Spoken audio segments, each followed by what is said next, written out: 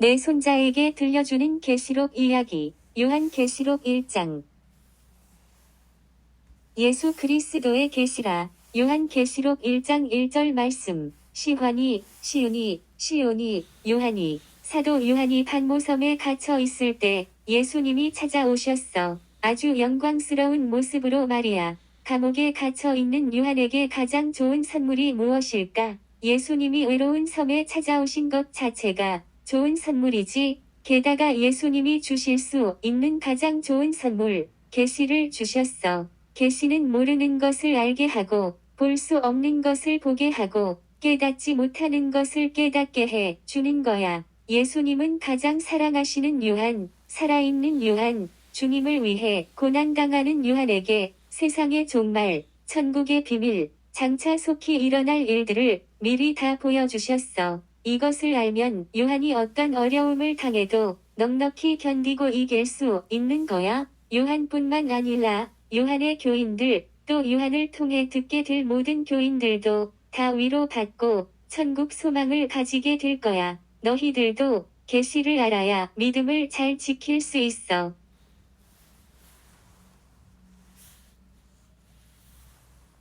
구름 타고 오시리라. 계시록 1장 7절 말씀. 시환이, 시은이, 시온이, 요한이. 예수님은 2000년 전에 육신을 입고 이 세상에 오셨고, 요한에게는 개인적으로 영적으로 오셨지만, 세상 끝날에는 영화로운 몸으로 구름 타고 오실 거야. 예수 믿는 우리를 저 천국으로 인도하시고, 악한 자들을 심판하시기 위해서 오실 거야. 그때, 땅의 모든 사람들이 그 놀라운 광경을 보고, 깜짝 놀라서 가슴을 치며 슬피 울게 될 거야. 왜 슬피 울까? 베드로가 예수님의 놀라운 기적을 처음 보고 나는 죄인입니다. 나를 떠나소서 이렇게 고백한 것처럼 예수님의 가장 영광스러운 모습을 보고 자기 죄를 깨닫고 슬피 울게 될 거야. 예수 믿지 않는 사람들은 복음을 듣지 아니하고 회개하지 아니하고 믿음을 받아들이지 아니한 것을 원통해 하며 슬피 울겠지. 예수 믿는 사람들은 너무 감격해서 울겠지. 또 이런 광경을 보며 더 열심히 주님을 위해 살지 못한 것을 뉘우치면서 울겠지. 열심으로 복음 전하고 많은 영혼을 구원한 사람들은 너무 감동되어서 울겠지. 너희들은 어떤 눈물을 흘리게 될까?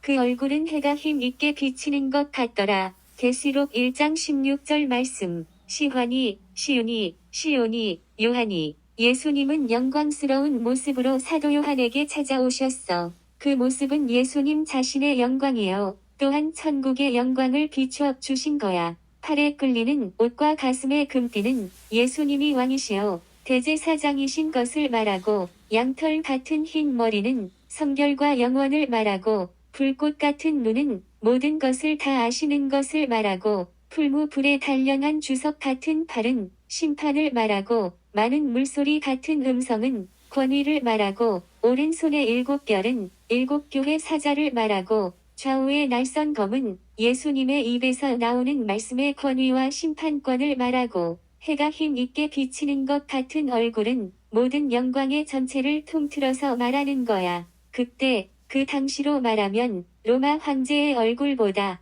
더 영광스러운 예수님의 얼굴을 보여주신 거야. 예수님의 영광스러운 모습, 영적인 모습, 전체적인 모습은 성경에 여기서만 볼 수 있고, 또 이런 모습은 앞으로 보여주실 계시와 환상이 얼마나 놀라운 것인가를 반사적으로 보여주시는 거야. 그러니까 너희들은 큰 기대를 가져도 결코 실망하지 않을 거야.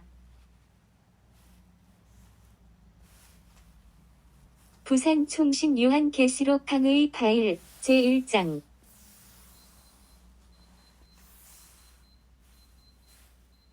이번에는 요한계시록 강해를 한마디로 말하면 핵심 중심으로 공부하려고 하는데요. 핵심이 뭔고 하니까 각 장을 분석하는데 각 장마다 대조 구조가 있는데 대조 구조라는 말만 얘기하면 무슨 말인지 잘 이해가 안 되니까 공부하면서 이게 대조구나, 대조 구조구나, 이제 알게 될 거예요. 그 다음에 두 번째는 핵심 내용을 요약해 가지고 정리했고요. 그 다음에 각 장의 요절이 될 수 있는 구절, 핵심 구절을 중심으로 또 다시 한번 생각해 보는 거예요. 그래서 한 장 공부하다가 22장까지 다 공부하고 나면 이제 어떤 결과가 오는고 하니까 요한계시록 내가 잘 몰라도 전체 내용이 이런 거구나. 아, 그러면 이걸 알고 요한계시록을 읽으면 좀 더 빨리 찾아 들어갈 수 있겠구나. 내용 파악을 할 수 있겠구나.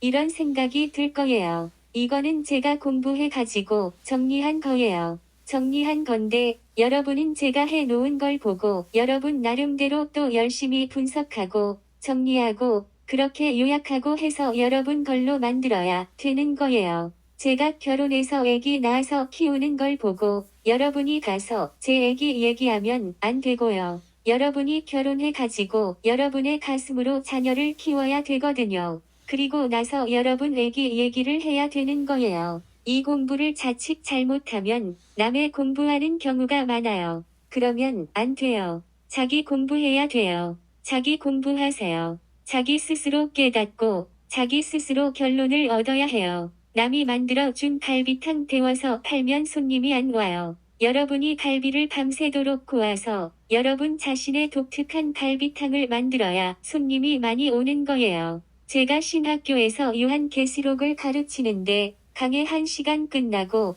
두 번째 강의에 들어가려고 하는데 어떤 학생이 느닷없이 질문하기를 큰 교회 목사님들은 요한계시록을 안 가르치시는데 왜 목사님은 요한계시록을 가르치십니까? 이렇게 묻길래 그 질문은 처음부터 해야 한다고 하면서 제가 요한계시록을 가르치게 된 동기와 과정을 이야기해 주었어요. 20대 후반의 개인적인 문제, 영적인 문제, 장래 문제 때문에 대학교 3학년, 4학년, 신학교 1학년, 2학년 1학기까지 3년 6개월 동안 철야기도를 하게 되었는데요. 70년대, 그때 그 시대의 철야기도는 저녁에 교회 가서 1시간 기도하고 교회에서 잠자고 새벽 기도하고 오는 걸 철야기도라고 했어요. 이런 철야기도를 3년 6개월 했는데 하나님이 이걸 기쁘시게 여기셔 가지고 졸업할 때 마음의 소원을 3가지 주셨어요. 그게 뭔고 하니 조직신학 배워가지고 교인들에게 가르치고 요한계시록도 가르치고 그 다음에 선교 후원도 하라고 하는 소원을 주셨어요.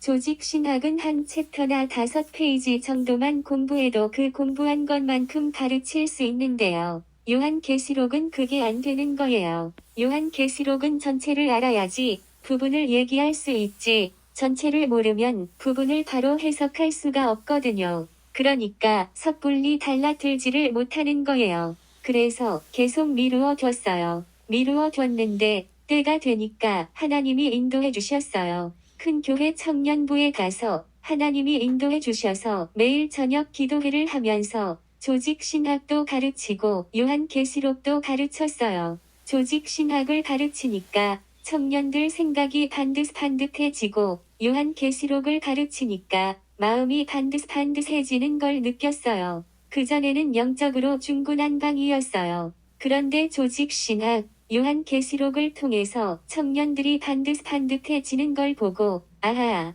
그래서 하나님께서 나한테 조직신학도 가르치고 요한계시록도 가르치라고 하셨구나. 이런 강한 깨달음이 왔어요. 이걸 큰 교회 청년부 매일 저녁 기도회 하면서 조직신학 가르치고 또 요한계시록 가르치면서 아주 확신을 가졌어요. 확신을 가졌어요. 그러니까 하나님이 인도해 주시더라고요. 1996년부터 중국으로 인도해 주셨어요. 그래 가지고 중국에 1년에 2번씩, 3번씩 20년 동안 요한계시록을 가르쳤어요. 그때는 요한계시록을 제가 잘 몰랐어요. 그냥 요한계시록을 좋아하고 또 가르치라고 하시니까 이상근 박사님 주석 요약해 가지고 가르치면서 한편으로 그냥 간증을 많이 했어요. 그랬더니 중국 교인들이 간증 듣고 좋아하면서 계시록을 배웠어요. 근데 20년 동안 가르치고 나니까 요한계시록의 흐름이 보이고 윤곽이 보이고 구조가 보이는 거예요. 이런 게 어느 순간에 저절로 드러나더라고요. 여러분이 부산에 20년 살면 어디로 가면 시청, 어디로 가면 부산역, 어디로 가면 어디다 다 알잖아요. 일부러 애쓰지 않아도 저절로 알게 되잖아요. 그것처럼 20년 동안 구르고 나니까 그렇게 어렵던 요한계시록이 가닥이 잡히는 거예요. 그런데 제가 은퇴하기 10년 전에 이제는 이 판사판이다 생각하고 내가 알든 모르든 교인들이 이해하든 못하든 무조건 우리 교인들한테 요한계시록 가르쳐야 한다. 그래 가지고 대예 100대, 매주 대예 100대, 10년 동안 요한계시록 설교를 했어요. 그러니까 이제는 좀 다르더라고요. 내용이 분명해야 되고 간증만 가지고 안 되고 그러니까 이제 일주일 내내 요한계시록 설교 준비해 가지고 그 다음에 강해하는 식으로 가르쳤어요. 그리고 은퇴하고 난 다음에 교회를 개척해 가지고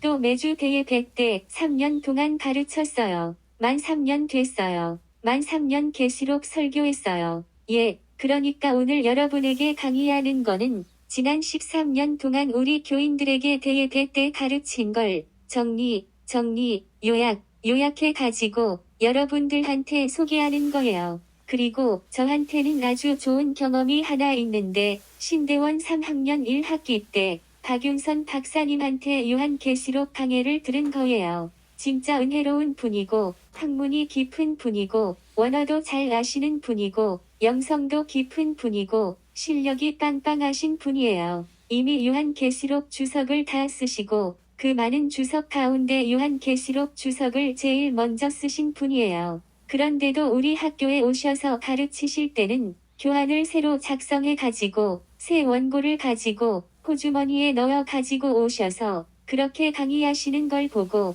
이야, 요한계시록 강해는 저렇게 해야 된다. 그런 강한 인상을 받았어요. 그런데 박윤선 박사님은 막 모든 게 한꺼번에 묻어나는 거예요. 영성과 말씀과 경건이 막 묻어나는데 참 아쉽기는 하지만은 그래도 박윤선 박사님한테 한 학기 요한계시록 배웠다는 게 저한테는 굉장히 좋은 추억이에요. 그리고 쉽게 주석되어 있는 거는 이상근 박사님 거니까 그 계시록 주석을 요약하고 정리해 가지고 큰 교회 청년들 가르치고 중국 선교 여행 가서 가르치고 또 은퇴한 교회, 다시 개척한 교회에서 가르칠 때 기본 교재로 성경, 그 다음에 이상근 박사님 주석, 그 다음에 여러 주석을 참조해서 보고 이렇게 요약해가지고 가르친 거예요. 그리고 우리 권사님하고 같이 오면서 얘기했지만은 IMF 때 어떤 기도원에 갔더니 부흥회 1000번 이상 인도하신 목사님이 집회를 인도하시는데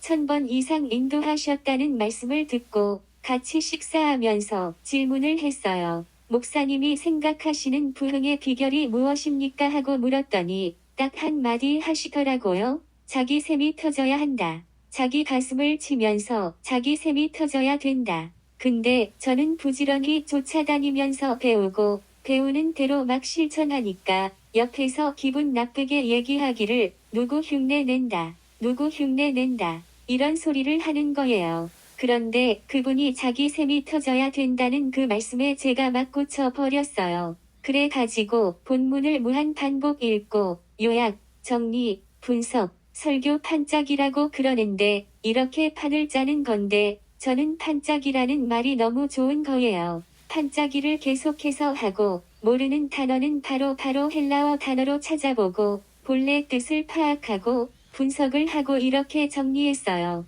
또 제가 교환을 만들어 놓고 제가 핵심을 정리해 놓고 난 다음에 제가 깨달은 게 맞는지 안 맞는지 점검해야 되니까 여러 가지 주석으로 점검하고 정리하고 수정하고 계속 보완했어요. 그리고 교인들의 생활에 적용을 해야 되는데 예화집에 나오는 예화보다는 간증으로 자꾸 접근을 했어요. 그리고 요한계시록에 접근하는 도구로서 계시록의 핵심을 자꾸 정리했어요. 이 내용을 제가 사진을 찍어 가지고 이사장님한테 드릴 테니까 핸드폰으로 나누어 가지고 제가 강의하는 가운데 필이 오는 것만 그냥 메모하세요. 어쨌든 요한계시록 접근하는데 어떻게 하면 좋을까? 여러분에게 그 도구를 드리는 거예요. 제 도구를 여러분에게 드리는 거예요. 또 이것을 설명하면서 강해를 하려고 하는 거예요. 쉽게 말하면 내비게이션이라고 할 수 있는데 오늘도 내비 2개를 가지고 오는데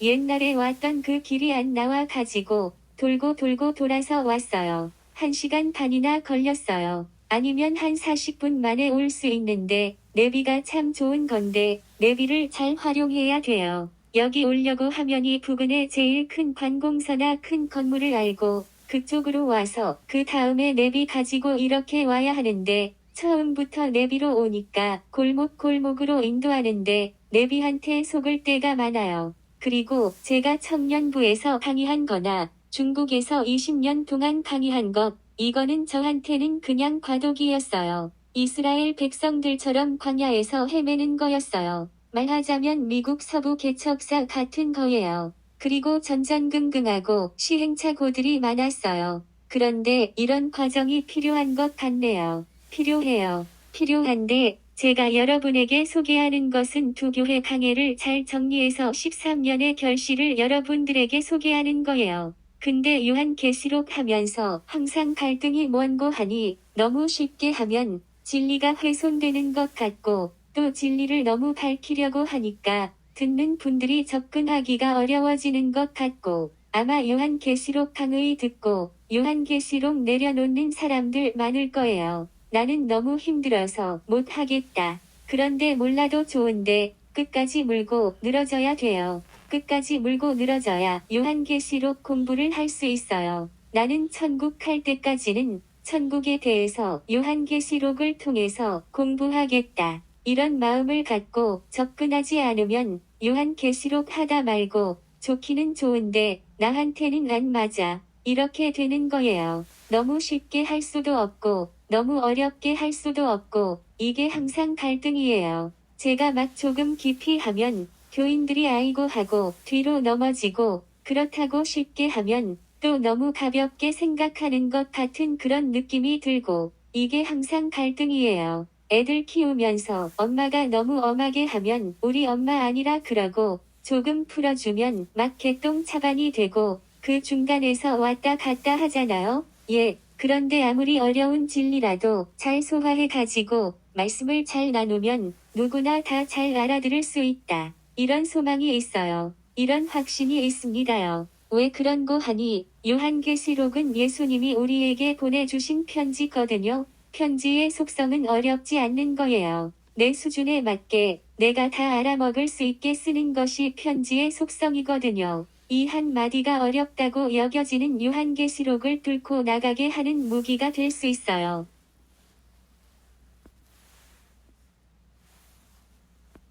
그러면 1장이에요. 1장을 살펴보겠는데요. 1장은 저는 제목을 붙이면 서론보다는 만남이라고 얘기하고 싶어요. 누가 누구를 만나느냐? 예수님과 요한의 만남이에요. 실제로 만남이 이루어지고 있어요. 그런데 예수님과 요한의 만남이 이게 절묘한 만남이에요. 우리는 뭐 견우직녀 그런 얘기를 하는데 견우직녀 정도가 아니에요. 예수님은 천상교회의 대표로서 요한을 만나주시고 요한은 지상교회의 대표로서 예수님을 만나는 거예요. 천상교회 대표와 지상교회 대표의 만남이에요. 이게 중요한 거예요. 그래서 우리는 영광스러운 예수님을 보면서 영광스러운 천상교회를 느낄 수가 있고 초라한 요한을 통해서 지상교회가 초라하다는 것을 느낄 수가 있어요. 초라하다는 말을 영어로 말하면 미저러블, 레취드라고 그러는데 이 말은 비참하다는 거예요. 비참하다. 겉으로는 진짜 비참해요. 요한이 결혼했는지 안 했는지 잘 모르겠는데 제가 볼 때는 안 했을 것 같고요. 결혼했다는 기록도 없어요. 결혼도 안 했지, 자녀도 없지. 또 교회는 6교회 개척하고 7교회, 에베소 교회, 바울이 세운 에베소 교회를 중심으로 소아시아 7교회에서 말씀을 전했지만 지금은 또 교인들을 두고 자기 혼자 잡혀와서 반모섬에 감옥이 있거든요. 감옥에 갇혀 있죠. 나이는 들었죠. 손과 팔에 막 수고랑을 차고 있는 거 보셨지요? 계시록 영화 보셨지요? 계시록 영화도 있는데 그거 보셨지요? 요한의 모습이 너무 초라한 거예요. 그러니까 교회가 뭐 이렇게 초라해? 교회가 왜 초라해? 교회가 뭐 이래? 그런데 이걸 보면 교회는 겉으로 보면 초라한 거예요.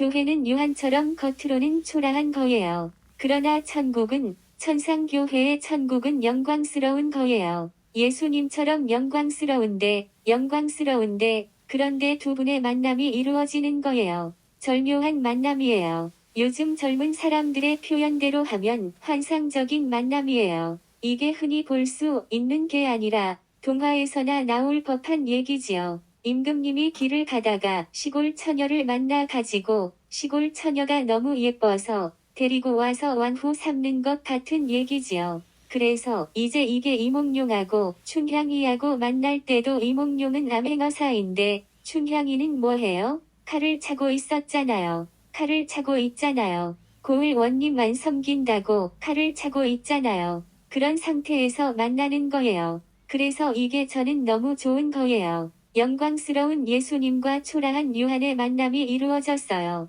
그 결과가 어떻게 되었지요? 교재에 나와 있지요? 예수님 만나서 어떻게 됐어요? 계시를 받은 거예요. 계시를 받아서 어떻게 됐어요? 천국 소망 가지게 됐어요. 천국 소망 가지고 어떻게 됐어요? 환난 극복하게 된 거예요. 역으로 말하면 환난 극복하라고 예수님이 만나 주시고 계시를 주시고 천국 소망 주시는 거예요. 환난을 이기는 가장 좋은 비결이 뭐냐 하면은 천국에 대한 소망이에요. 천국의 소망은 다르게 이해가 안 돼요. 비전이에요. 환상이에요. 환상을 통해서 소망을 주신 거예요. 그러니까 계시가 말씀보다 더 중요한 이유가 여기에 있는 거예요. 여기에 있어요. 이를테면 구약 성경은 전부 다 다니엘서를 제외하고는 전부 다 말씀으로, 음성으로 주신 거예요. 그런데 여기서는 환상으로 주신 거예요. 그래서 묵시문학이라고 그러는 거예요. 라디오 시대와 테레비 시대가 다르고 테레비 시대에도 흑백과 칼라가 다른 것처럼 그렇게 생각해야 되는 거예요. 지금 시대에 누가 흑백, 테레비를 보겠어요? 안 보지요. 여기서 잠깐 말씀에 대해서 분명하게 하고 넘어가야 하는데요. 말씀이면 다 말씀인 줄 아는데 그렇지 않아요. 말씀에는 여러 가지 종류가 있어요. 또 단계도 있어요. 말씀은 로고스에서 시작하는데요. 로고스는 기록된 말씀이고요. 기록된 말씀, 로고스를 읽고 묵상하다가 성령의 감동으로 말씀을 깨닫게 되면 그것은 레마, 감동된 말씀이 되는 거예요. 감동된 말씀, 레마를 그대로 실천에 옮기면 역사가 일어나는데 실천한 다음에 체험하는 말씀은 그노시스, 경험된 말씀이 되는 거예요. 경험된 말씀, 그노시스를 다른 사람들에게 증거하게 되면 그때는 증거된 말씀, 말투리온이 되는 거예요. 그런데 이 모든 것을 다 초월해서 주시는 말씀이 있는데요. 앞에서 언급한 말씀들과 전혀 상관이 없는 것이 아니고 밀접한 관계를 가지고 있으면서도 특별히 초월성을 가지고 있는 말씀이 있는 거예요. 그것이 바로 계시된 말씀, 아포칼립시스이에요. 이런 의미에서 기록된 말씀보다 계시된 말씀이 더 좋다는 거예요. 그런 의미에서 계시는 그 어떤 말씀보다 좋다는 거예요. 이런 용어가 어디에 나오는고 하니 고린도 전서 1장 5절에서 7절에 나와 있는데요. 언변이 로고스이고요.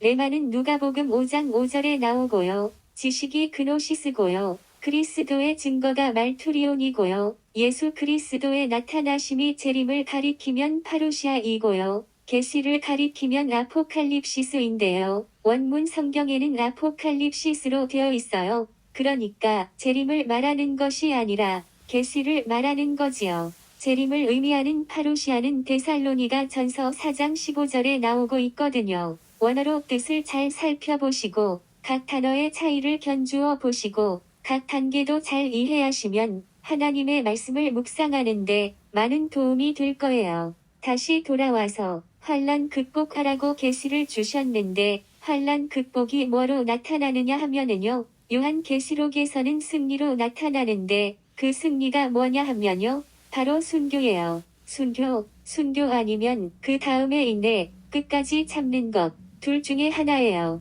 순교로 승리하든지 인내로 승리하든지 승리해야 되거든요.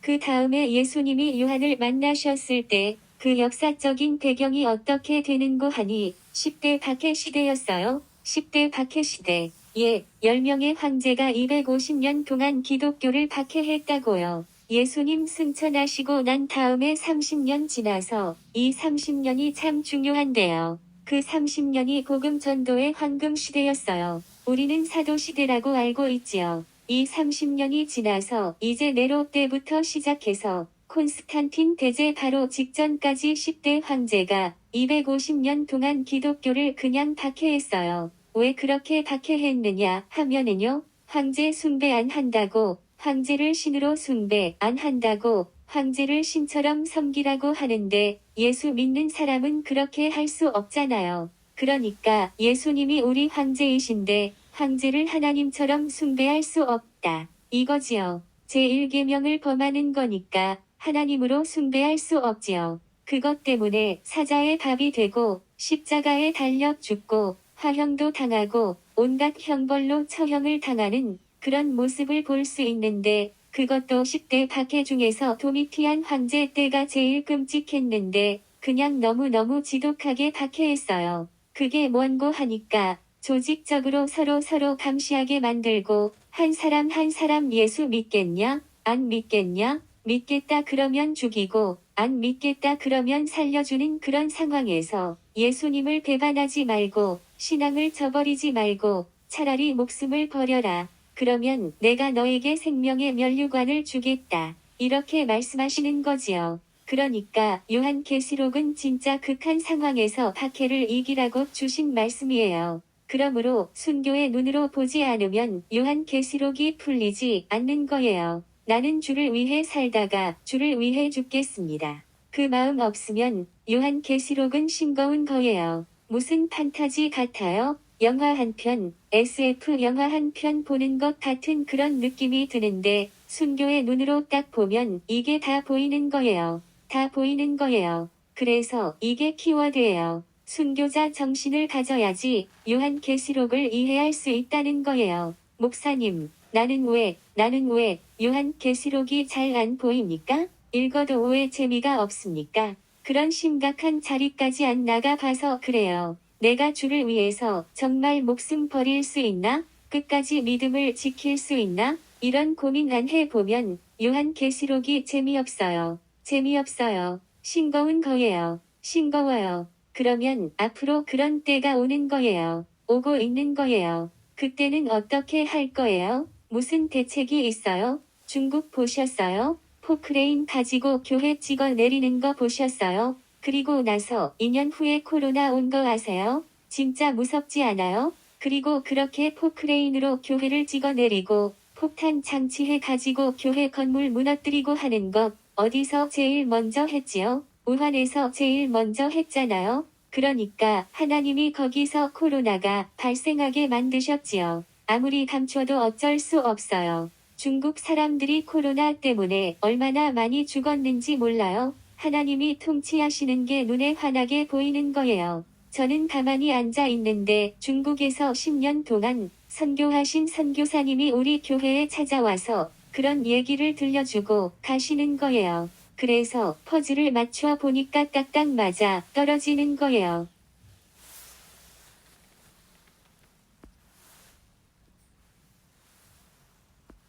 핵심 구절 7절은 1장의 요절이기도 하지만 요한계시록 전체의 요절인데요. 볼지어다. 그가 구름을 타고 오시리라. 각 사람의 눈이 그를 보겠고 그를 찌른 자들도 볼 것이요. 땅에 있는 모든 족속이 그로 말미암아 애곡하리니 그러하리라. 아멘. 제일 먼저 볼지어다 라는 단어가 나오는데요. 이것은 헬라어 문법적으로 단순 과거 명령형인데 단순 과거 명령형은 강조를 나타내는 명령형이에요. 과거형으로 명령하는 것은 한국어에도 없고 영어에도 없는 헬라어 문법인데요. 이것을 번역을 할 때 그냥 보라, 그냥 볼지어다 이렇게 하는 것이 아니고요. 똑똑히 봐라, 두 눈 똑바로 뜨고 봐라 이렇게 강조해야 하는 거예요. 그 뒤에 예수님의 재림이 나오는데 앞에서 사람들에게 어떻게 외쳐야 할까요? 암행어사 출두처럼 재림 예수 출두하고 크게 외쳐야 하지 않을까요?